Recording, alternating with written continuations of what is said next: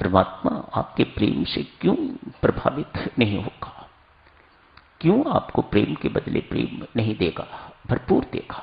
वह तो प्रेम का सागर है, तो प्रेम सिंधु है। आश्चर्य है साधुजनों, वह प्रेम स्वरूप परमात्मा हम सबके हृदय में विराजमान है। उसका स्वरूप प्रेम, मानो प्रेम तो छोटी मोटी मात्रा में तो हमारे अंदर नहीं होगा, इसके बावजूद भी हम कैसे हैं? ये कहां से हमारे अंदर वैर, द्वेष, घृणा, ईर्ष्या, अभिमान इत्यादि आ जाते हैं? ये कहां से स्वार्थ आ जाता है? प्रेम अर्थात निस्वार्थता, वहां कोई स्वार्थ का कोई ठिकाना ही नहीं, कोई स्कोप ही नहीं है। ये कहां से सब कुछ आ जाता है? तनिक चिंतन मन का विषय सोचना चाहिए हमें। हमारे अंदर प्रेम स्वरूप परमात्मा विराजमान है, लेकिन साथ ही साथ ये स्वार्थ भी है, अभिमान भी है, ईर्ष्या द्वेष भी है, घृणा भी है, इत्यादि इत्यादि। ये कहां से अटपके हैं? संत महात्मा इस बात का एक ही सुंदर उत्तर देते हैं, बंधुओं, सच ये है कि आपने अभी तक अपने अंदर प्रेम को प्रकट ही नहीं किया। प्रेम प्रकट किया हुआ होता तो ये चीजें वहां टिक ना सकती हैं। ये जो आप राम राम जपते हो, जो हम साधना करते हैं, सिर्फ इसी के लिए कि हमारे अंदर वह प्रेम प्रकट हो, हमारे अंदर परमात्मा प्रकट हो, हमारे अंदर परमात्मा के गुण प्रकट हो, तो फिर हम अंदर से मालामाल हैं। परमात्मा के गुण, परमात्मा का स्वभाव, प्रेम स्वरूप, कृपा स्वरूप, क्षमा स्वरूप इत्यादि इत्यादि, ये सब उसके गुण हैं। यदि वह प्रकट हो जाता है तो वह सारे के सारे गुण व्यक्ति के अंतस्थ में भर जाते हैं, परिपूरित हो जाते हैं। अन्यथा कुछ नहीं, अन्यथा आराम से परमात्मा बैठे हुए हैं। जब तक आप उन्हें प्रकट नहीं कर लोगे, तो प्रकट करने के लिए आप सब साधनारत हैं, हम सब साधना करते हैं, ताकि परमात्मा भीतर विराजमान जो है वह हमारे अंदर प्रकट हो और हम उनके गुणों का लाभ ले सकें। एक और उदाहरण देखिए,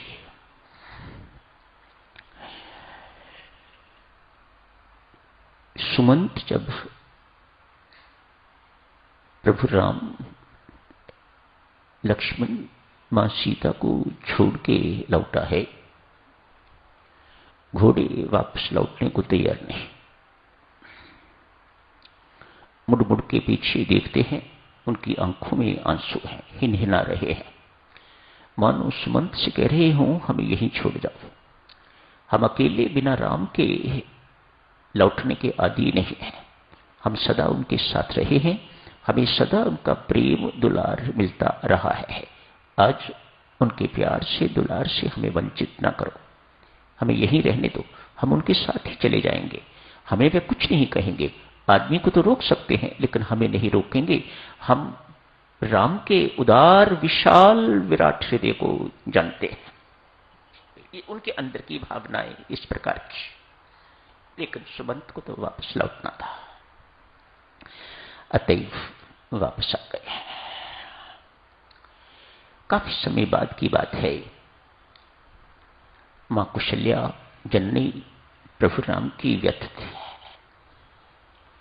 उनकी व्यथा का दिव्य सज्जनों हम अनुमान नहीं लगा सकते। वे वही अनुमान लगा सकता है जो थोड़े समय के लिए अपने आप को कुशल्या बनाए। उसी को पता लग सकेगा कि मां कुशल्या की वेदना किस प्रकार की है।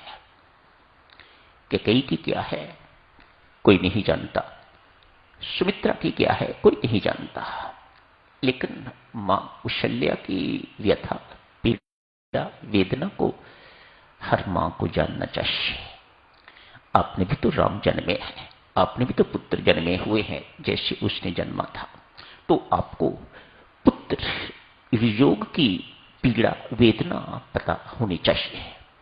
कहीं ज्यादा कुशल्या के अंदर वेदना है, बहुत पीड़ित है कुशल्या, बुढ़ापा भी है और महाराजा भी, महाराज दशरथ भी मृत्यु को प्राप्त हो गए।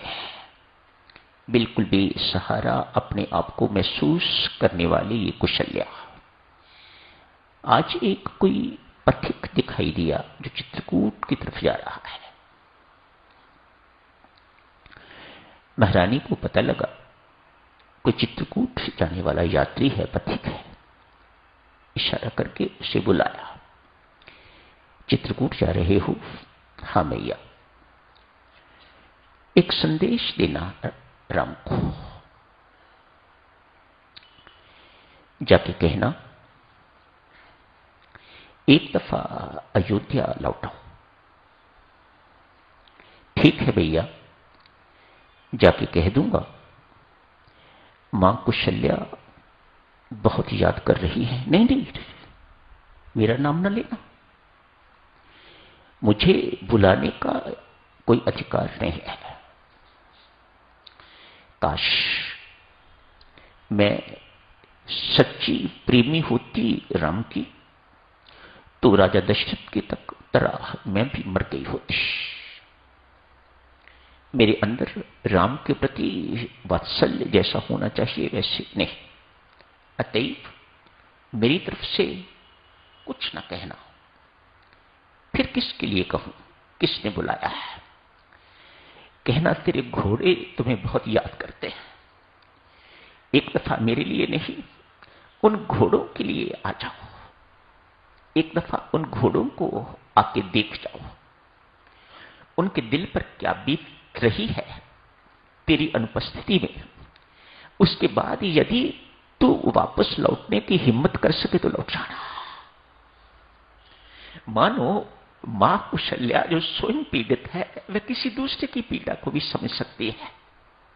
वह उन घोड़ों की पीड़ा को भी समझती है, उन घोड़ों की वेदना को भी समझती है। कभी जाती हूं दो विरह से पीड़ित, वियोग में पीड़ित दो मिलके तो आपस में बड़ा ढारस बनता है, हौसला बनता है। कभी कभी मां कुशल्या उनको देखने चली जाती होंगी। जैसे मैं राम के बिना तड़प रही हूं, ऐसे ही ये घोड़े भी राम के बिना तड़प रहे हैं। तो दोनों एक दूसरे को देख के तो कितने निहाल होते होंगे, कितने प्रसन्न होते होंगे, कितना एक दूसरे का हौसला बनता होगा। ठीक है मैया, जाके कह दूंगा तेरे घोड़े तुम्हें बहुत याद करते हैं। पथिक समय हो गया है देवियों सत्य, कल चर्चा कर लेगी इसकी आगे जारी रखिए। आज यही समाप्त करने की इजाजत है। धन्यवाद।